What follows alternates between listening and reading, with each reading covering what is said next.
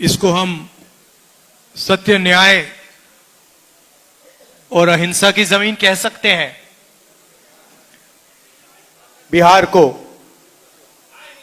कह सकते हैं ना। और नया डेफिनेशन दिया है 21वीं सदी का। पुराना डेफिनेशन सत्य, न्याय और अहिंसा की जमीन, नया definition crime capital of India, Bihar. तो देखिए कहां से कहां पहुंच गए आप लोग। शुरुआत भैया, शुरुआत कहां हुई, आपकी सोच कहां कहां पहुंची। आजकल जापान की बात होती है, कोरिया की बात होती है, चाइना की बात होती है, वियतनाम की बात होती है, मगर उनका जो सोचने का आर्किटेक्चर है वो कहां से आया, वो आप लोगों ने दिया। यहां से, बिहार से सोच गई थी। Tibet, Sri Lanka, Vietnam, Korea, Japan, China. तो ये है बिहार का मतलब, ये है सत्य, न्याय और अहिंसा का मतलब, का इफेक्ट। और आज ये सब भूल गए आपकी सरकार, आप लोग नहीं। आपकी सरकार ये सब भूल गई और बड़े शब्दों में बिहार को क्राइम कैपिटल बना दिया। यही बदलाव हम चाहते हैं कि जो आप पहले थे, आपने सिर्फ हिंदुस्तान को नहीं पूरी दुनिया को रास्ता दिखाया है। आपकी सोच ने, आपकी थिंकिंग ने। नालंदा में आपकी यूनिवर्सिटी हुआ करती थी, पूरी दुनिया से लोग यहां आते थे। और आज बिहार से हर प्रदेश में, पूरी दुनिया में आपके लोग जाते हैं, क्योंकि यहां पे रोजगार नहीं।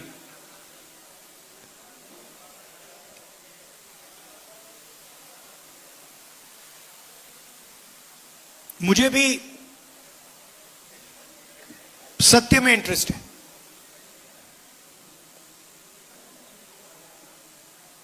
ये जो जाति जनगणना का कि जो सोच है, ये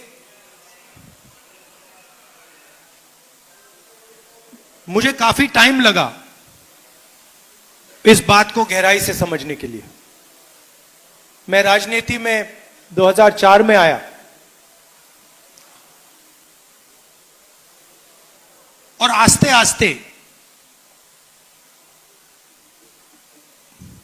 एक प्रकार से मेरे परदादा ने डिस्कवरी ऑफ इंडिया किताब लिखी थी ना, तो मेरी भी डिस्कवरी ऑफ इंडिया हुई।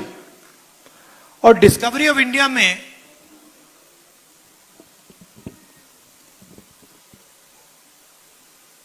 आस्ते आस्ते मुझे दिखने लगा कि जिसको हम इंडिया कहते हैं उसमें 90% लोगों की भागीदारी तो है ही नहीं, कहीं नहीं है। कोई भी सेक्टर देख लो आप, यहां पे अति पिछड़ा वर्ग की बात हो रही है, दलितों की बात हो रही है, पिछड़ों की बात हो रही है। अब 90% जो हमारी आबादी है, आप मुझे बताओ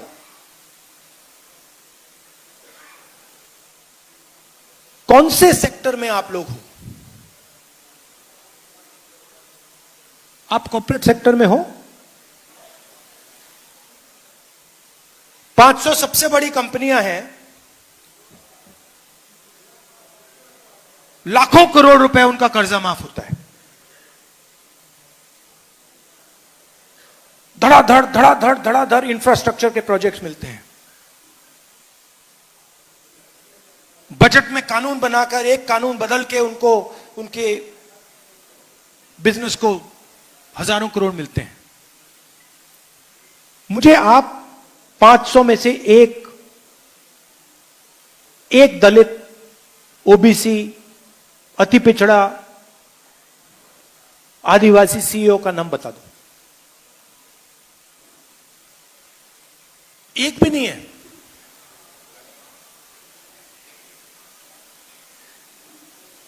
सीईओ छोड़िए, मैनेजमेंट टीम, सीनियर मैनेजमेंट, वहां मुझे दिखा दीजिए, वहां नहीं मिलेगा आपको। पहले सरकारी अस्पताल होते थे, अब प्राइवेट अस्पताल है। पहले सरकार आपका इलाज करवाती थी, अब आपको इलाज करवाने के लिए लाखों रुपए देने पड़ते हैं। प्राइवेट अस्पतालों को सरकार जमीन देती है। किसकी जमीन देती है? आपकी जमीन देती है। प्राइवेट अस्पतालों के मालिकों की लिस्ट निकालो, डॉक्टरों की लिस्ट निकालो, और मुझे आदिवासी नाम, अति पिछड़ा नाम, दलित नाम, पिछड़ा नाम दिखा दो वहां पे।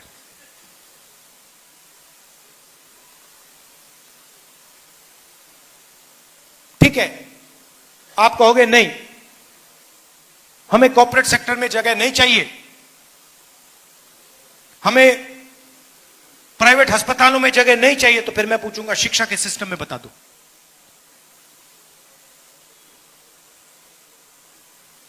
सारे के सारे स्कूल, यूनिवर्सिटी, कॉलेज प्राइवेटाइज, जमीन आपकी।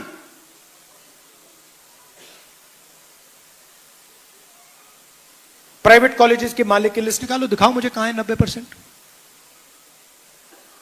यही बात जुडिशरी में, ब्यूरोक्रेसी की आप जानते हो, रिजर्वेशन है, मगर ब्यूरोक्रेसी में आपके जो लोग हैं वो पीछे बैठे रहते हैं बंद कमरों में। जहां पैसे डिस्ट्रीब्यूशन की बात आती है, बजट की बात आती है, पिछले साल मैंने बताया था,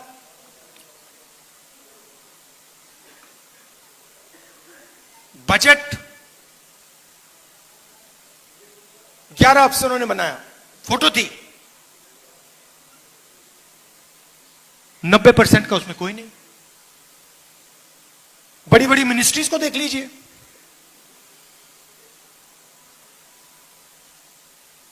नब्बे में से 3 secretary to government of India पिछड़ा और अति पिछड़ा वर्ग के, 90 में से 3। आपकी आबादी कम से कम 55%, 90 में से 3, और वो भी 3 छोटे छोटे विभागों में, जहां धन जाता है, फाइनेंस, डिफेंस, उधर कोई नहीं। और वही हालत आदिवासियों की, दलितों की। मजदूरों की लिस्ट निकालो, मनरेगा की लिस्ट निकालो, ऊपर ड्राइवर्स की लिस्ट निकालो, वहां पे सिर्फ आपको ओबीसी, दलित, अति पिछड़ा, ये लोग मिलेंगे। अब 2 हिंदुस्तान बन रहे हैं। ठीक है, अगर 2 हिंदुस्तान में 50% आपका कंट्रोल होता और 50% किसी और का, तो ठीक है, मगर आपकी आबादी 90% है और आपका कंट्रोल 5% भी नहीं है।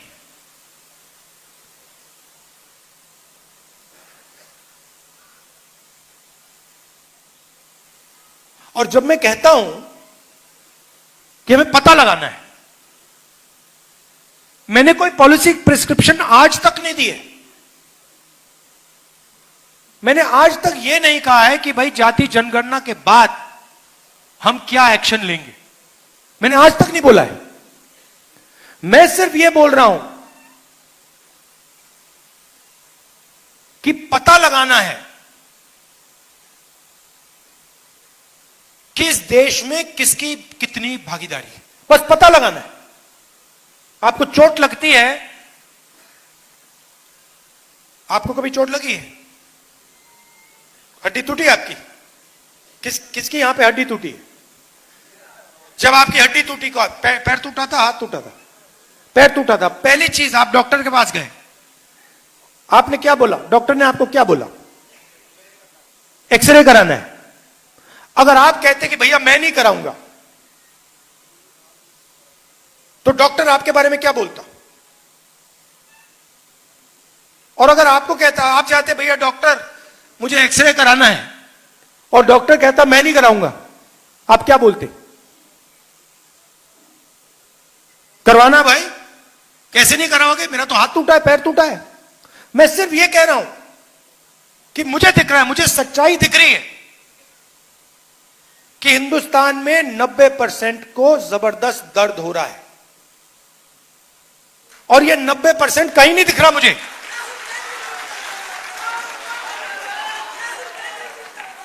चाहे बलात्कार हो, गरीबी हो, दुख हो, दुख के आप सबसे बड़े शेयर होल्डर हो।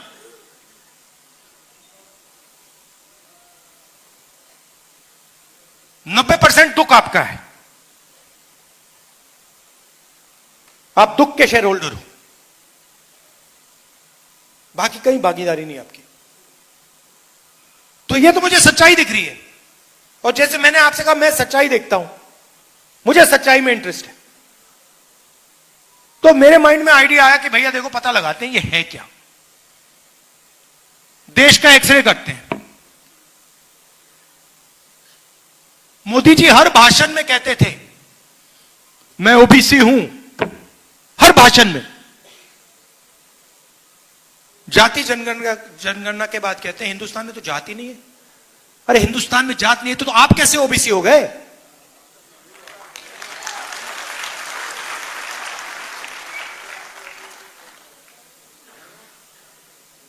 तो मेरा लक्ष्य है और आप सबका लक्ष्य है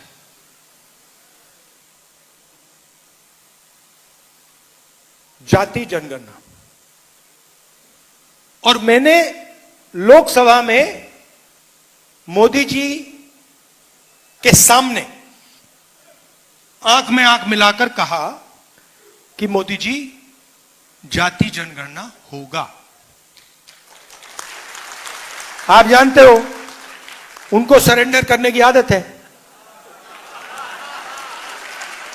आप देखो, मैं आरएसएस से लड़ता हूं, मैं गहरी बात बोल रहा हूं।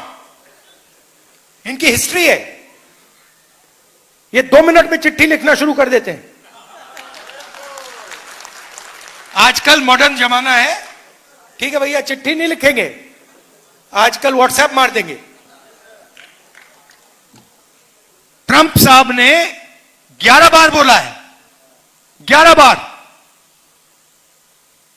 कि मैंने नरेंद्र मोदी को सरेंडर करवा दिया।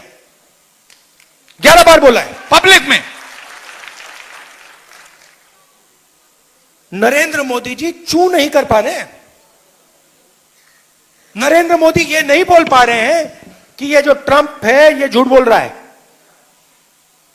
क्योंकि वो सच्चाई है। और मुझे मालूम था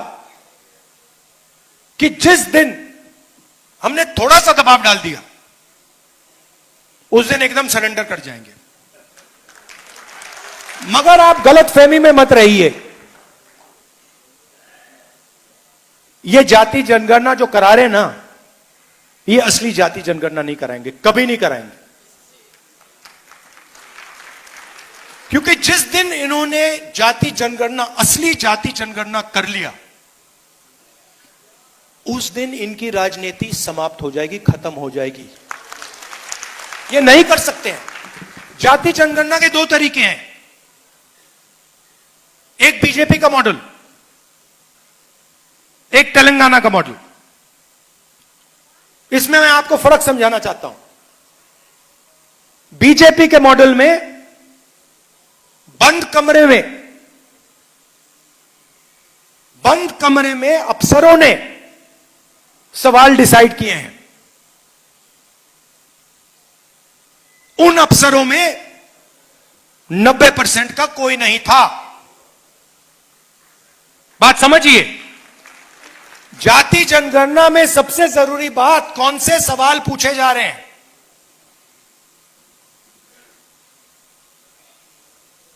तेलंगाना में हमने तेलंगाना की जनता से खुला सवाल पूछा, पब्लिकली पूछा। दलित एसोसिएशन, उनके नेता, उनके पत्रकार, अति पिछड़ा एसोसिएशन, उनके लीडर, पिछड़ा वर्ग के एसोसिएशन, माइनॉरिटी एसोसिएशन, उनके लीडर, उनकी पब्लिक, आदिवासी, जनरल कास्ट, सबसे पूछा कि भैया देखिए, हम जाति जनगणना करने जा रहे हैं, सर्वे करने जा रहे हैं, आप कौन से सवाल पूछवाना चाहते हो।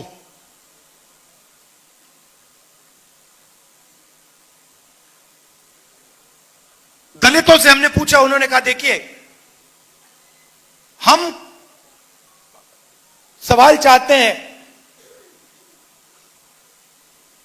कि आपने कभी अनटचेबिलिटी एक्सपीरियंस की है, हम ये पूछवाना चाहते हैं। पिछड़ों ने अलग सवाल दिए, अति पिछड़ों ने अलग सवाल दिए, दलितों ने अलग दिए, आदिवासियों ने अलग दिए। 3 लाख लोगों ने ऐसी मीटिंग में, खुली मीटिंग्स में जाति जनगणना के सवाल डिजाइन किए। उसके बाद सरकार तेलंगाना के हर घर में गई, हर व्यक्ति के पास गई। अगर वो व्यक्ति घर में नहीं था तो वापस गई, एक बार नहीं अनेक बार गई और डेटा कलेक्ट किया। बीजेपी का मॉडल यह नहीं है। बीजेपी का मॉडल है, हम सवाल डिसाइड करेंगे और अगर आप जवाब देना चाहते हो दो, नहीं तो नहीं, और हम डिसाइड करेंगे। यह बिल्कुल फर्क मॉडल है। तेलंगाना मॉडल में क्या निकला, मैं आपको दो तीन उदाहरण देता हूं, आप हिल जाओगे।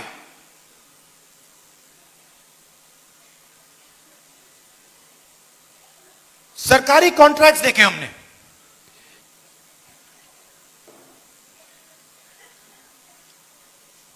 सरकारी कॉन्ट्रैक्ट तेलंगाना में, मैं बोल रहा हूं, खुल के बोल रहा हूं, तेलंगाना में दलितों को, आदिवासियों को, पिछड़ों को, अति पिछड़ों को सरकारी कॉन्ट्रैक्ट मिलते ही नहीं है। 4-5% को सारे के सारे कॉन्ट्रैक्ट मिलते हैं। आप मुझे बताओ, अगर पिछड़ा वर्ग को कॉन्ट्रैक्ट नहीं मिलेगा, अति पिछड़ा को कॉन्ट्रैक्ट नहीं मिलेगा, राजनीति कैसे करोगे।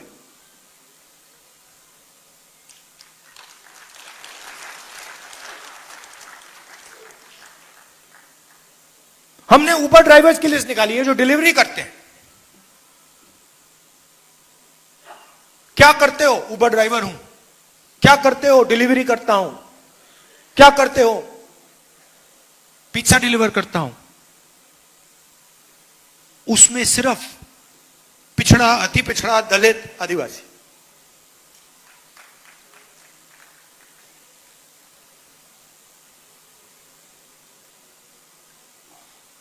तो बिल्कुल क्लियर है, बिल्कुल साफ हो जाता है।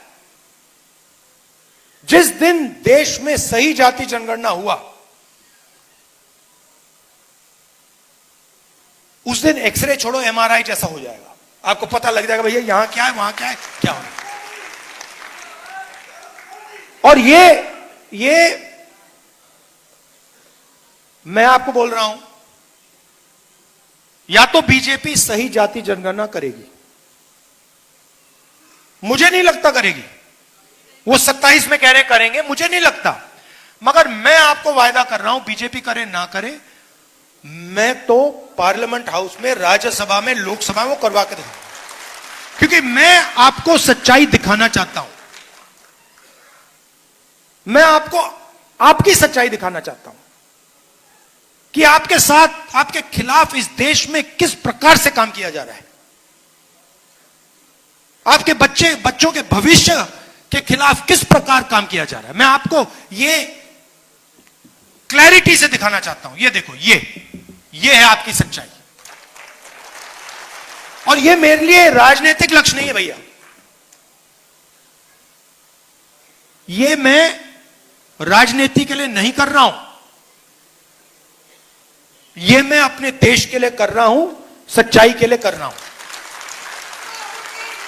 कॉन्स्टिट्यूशन में लिखा है, इस पर आक्रमण कर रहे हैं, इसको खत्म करने की कोशिश कर रहे हैं, इस कॉन्स्टिट्यूशन में लिखा है ये देश सब लोगों का है, ये देश हर जात का है, हर धर्म का है, महिलाओं का है, पुरुषों का है, विकलांगों का है, सबका है। और जाति जनगणना इस कॉन्स्टिट्यूशन, इस प्यारे कॉन्स्टिट्यूशन की रक्षा करने का तरीका है।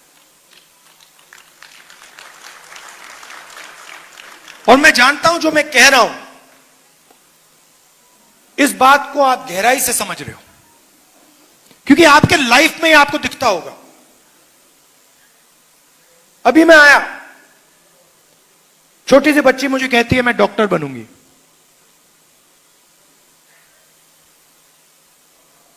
मैं जानता हूं कि यह देश उस बच्ची से झूठ बोल रहा है। मैं जानता हूं क्योंकि वो अति पिछड़े वर्ग की है, वो डॉक्टर नहीं बनेगी, क्योंकि आप लोगों के लिए रास्ते बंद हैं। और मैं वैसा देश नहीं चाहता हूं जो अपने बच्चों को झूठ बोले। डॉक्टर बनोगे, लॉयर बनोगे, कंपनी चलाओगे, आईएएस अफसर बनोगे, और फिर लिस्ट निकालो, कुछ नहीं, 90% उस लिस्ट में है ही नहीं। उसमें गरीब जनरल कास्ट के भी लोग हैं, वो भी परे किए गए हैं। 95% लोगों के लिए इस देश में कुछ नहीं है। पहले पब्लिक सेक्टर हुआ करता था, सारा का सारा प्राइवेटाइज कर दिया। अदानी, अंबानी, ये नाम आप जानते हो। पोर्ट, एयरपोर्ट, डिफेंस, जो भी इनको चाहिए, जितनी भी जमीन चाहिए, धारावी लेने की कोशिश कर रहा है। आप धारावी गए कभी? धारावी कोई गया यहां पे? धारावी इनोवेशन का सेंटर है हिंदुस्तान में।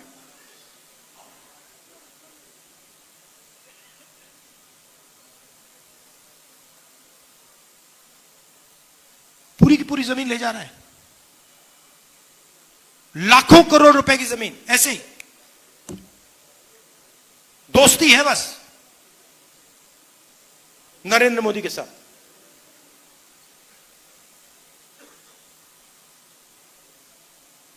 लाखों लोगों को बर्बाद कर रहा है। उनका रोजगार वहां है, उनका पूरा बिजनेस वहां है, वहां से उठा के ऐसे फेंक रहा है जैसे उनका कोई मतलब ही नहीं।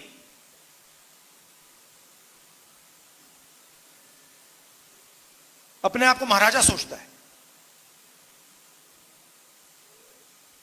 हां, तो ये लड़ाई हो रही है। दूसरी बात, और उतनी ही जरूरी बात,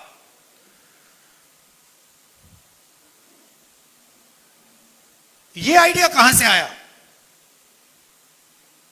कि हिंदुस्तान में सिर्फ 50% रिजर्वेशन हो सकता है। आपकी आबादी 90% और 50% की दीवार बना दी कि भैया 50% से ज्यादा रिजर्वेशन नहीं हो सकता। जाति जनगणना हमने तेलंगाना में की,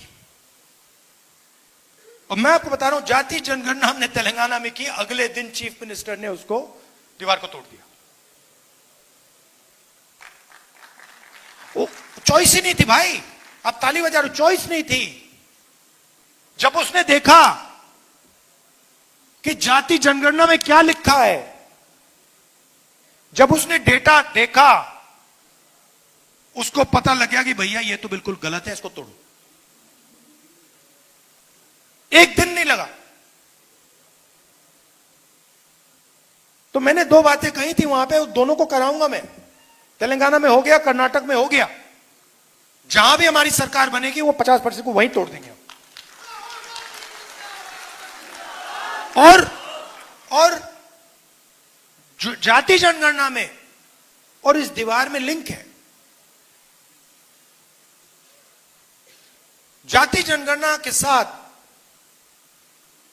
अगर हमने बाकी जो डेटा हिंदुस्तान की सरकार के हाथ में है वो जोड़ दिया तो विकास का एक बिल्कुल नया तरीका बनेगा। जिस चीज को, जिस प्रकार से हम विकास के बारे में सोचते हैं वही बदल जाएगा पूरा। मतलब पैराडाइम ही चेंज हो जाएगा।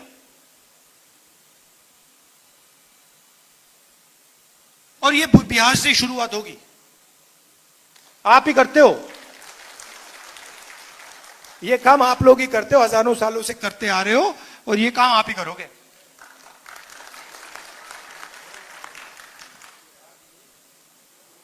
सही बात है ना? ये आपके अंदर है, डीएनए में है। आपके बिना ये नहीं बन सकता, आपकी सोच के बिना ये नहीं बन सकता हिंदुस्तान में। ये कहते हैं कि ये 1947 में किताब लिखी गई है। नहीं, ये हजारों साल पुरानी किताब है। ये इस किताब में हजारों साल पुरानी सोच है। अभी आपने बुद्ध भगवान की मुझे फोटो दी और मूर्ति दी, क्या उनकी सोच इसमें नहीं है? ये पूरी किताब उनकी सोच के बारे में है। उन्होंने 3000 साल पहले बात बोली थी। अंबेडकर जी, गांधी जी, नारायण गुरु, पेरियार, बसवना, इन सबकी सोच इस किताब में है। और इसी सोच के लिए, इसी किताब के लिए हम लड़ रहे हैं। हजारों साल से आरएसएस की सोच, इस सोच को खत्म करने की कोशिश कर रही। ये पुरानी लड़ाई है। ये मत सोचिए कि ये बीजेपी और कांग्रेस के बीच में लड़ाई है। ये हजारों साल पुरानी लड़ाई चल रही है। हजारों साल पुरानी लड़ाई है ये बस उसका मॉडर्न रूप है। और आप जानते हो कि इस देश में कौन उस लड़ाई को जीतता है। हिस्ट्री देख लीजिए। आप बुद्ध भगवान का नाम लेते हैं, नारायण गुरु का नाम लेते हैं, गांधी जी, अंबेडकर जी, ये सब इसी विचार के लोग हैं। दूसरे साइड के नाम बता दो।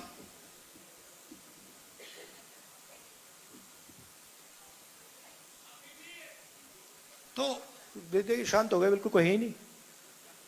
देखिए, एक तरफ महात्मा गांधी है, दूसरी तरफ सावरकर है। एक तरफ महात्मा गांधी है, दूसरी तरफ गोडसे है। गांधी जी ने पूरी लाइफ, जिंदगी सत्य और अहिंसा में दे दी।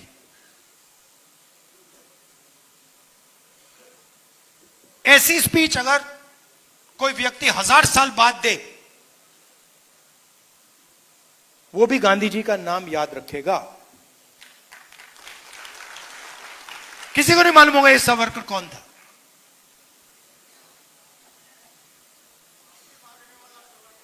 हाँ। और वही फैशन तो वही है ना। ट्रंप साहब ने 11 बार ट्वीट किया, यहां पे सरेंडर हो गया। तो सोच तो वही है। डरना नहीं, इनसे नहीं डरते। हाँ, आप सबका बहुत बहुत धन्यवाद।